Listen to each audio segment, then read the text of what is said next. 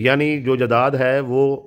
जो भतीजे हैं उनमें तकसीम होगी और जो भतीजियां हैं उनको कुछ भी नहीं मिलेगा। अच्छा जी, सवाल ये है कि फ़ौत होने वाले शख्स का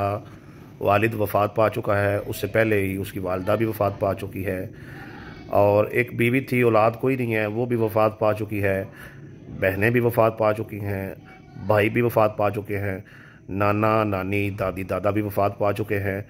तो अब उसके भतीजे और भतीजियां हैं, तो क्या भतीजियों को उसकी जायदाद से, फ़ौत होने वाले शख्स की जायदाद से कुछ मिलेगा? यानी जो भतीजे और भतीजियां हैं दोनों को जायदाद में से हिस्सा मिलेगा, या सिर्फ जो भतीजे हैं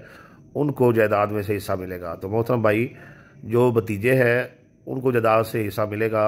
और जो भतीजियां हैं उनको जो है वो जायदाद से कुछ नहीं मिलेगा, क्योंकि जो भतीजे हैं वो इस सूरत में जद्दी जो है वो वारिस बनते हैं।